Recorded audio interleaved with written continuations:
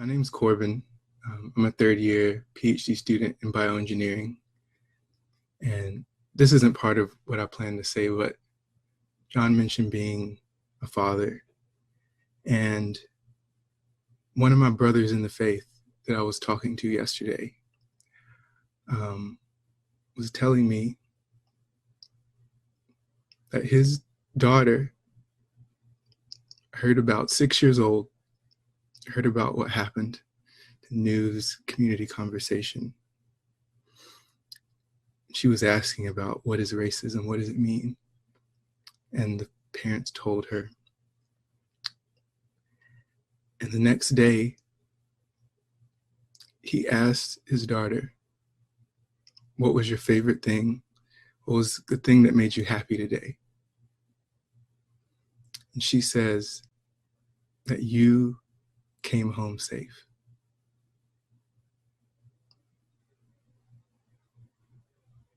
No 6-year-old should have to be concerned for the rest of her life about the safety and life of her father because of the color of his skin. So when we talk about injustice, it's not just system, it's not just an incident, it's not just a video, it's children, it's lives, it's people. It's a lifetime of trauma and mindset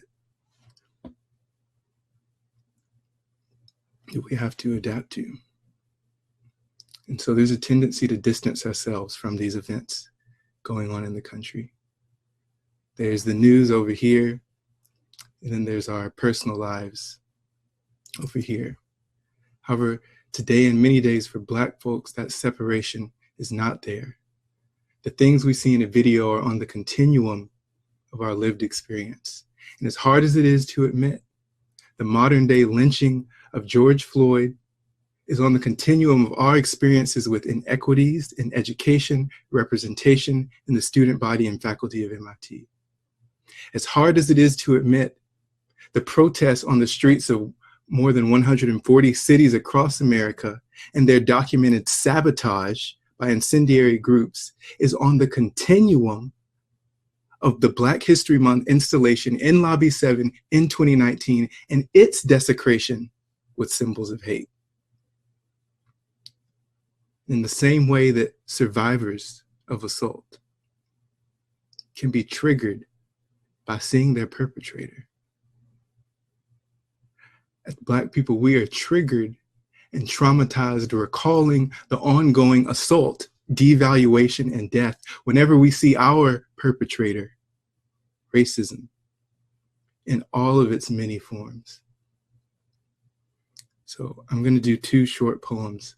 This first poem is an email that was sent on February 21st, 2020 to members of an MIT residential floor community to advertise a party.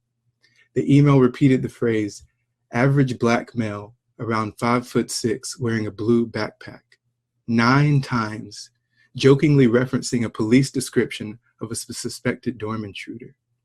And although an apology was made, for Black folks on campus, this was unfortunately another example of how we were not welcome, triggered, and traumatized.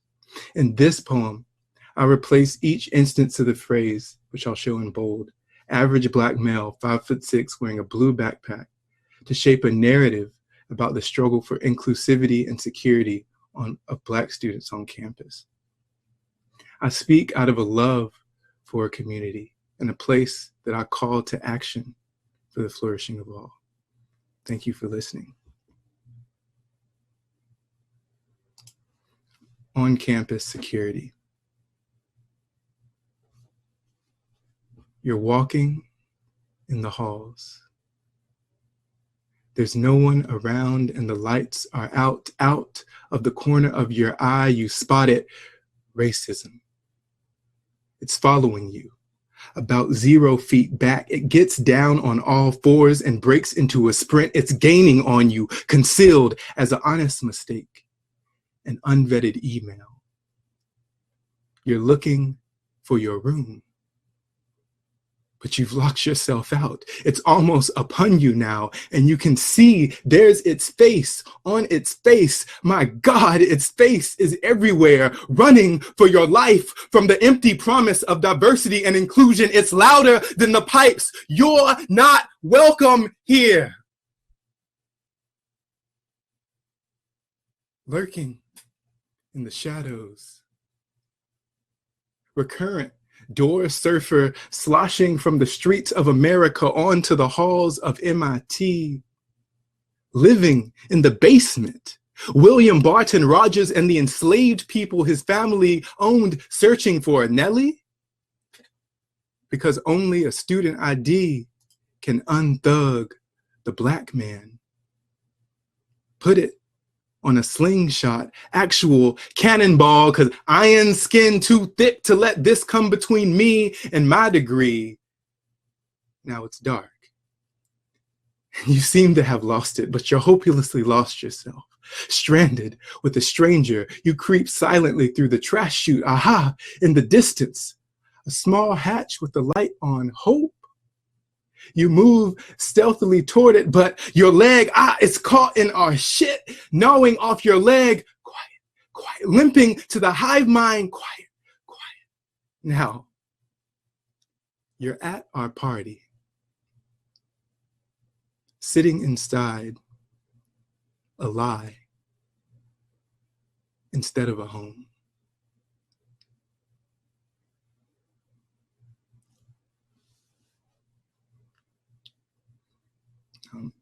So this, thank you for listening.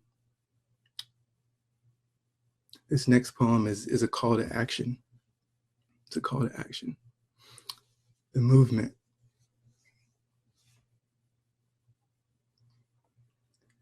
There's a movement in us. Us beaten, us broken, us kindred, once stolen. There's a movement in us. All starved and choked and endless woke. There's a movement in us.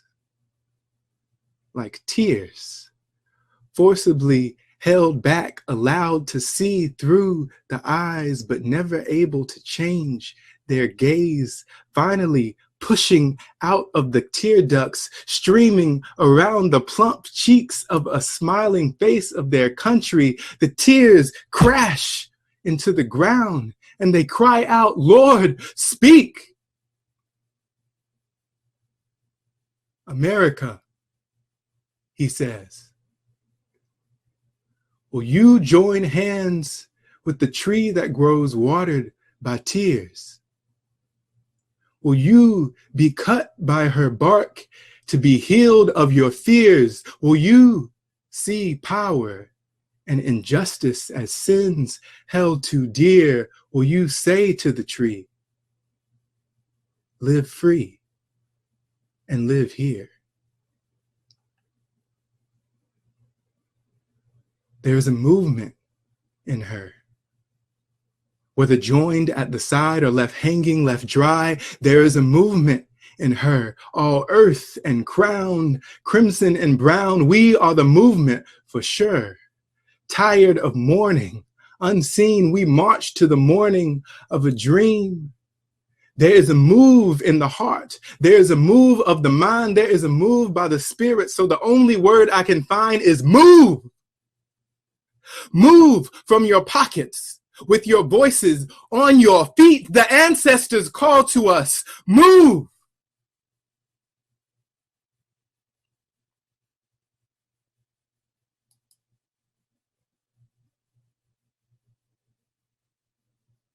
Thank you.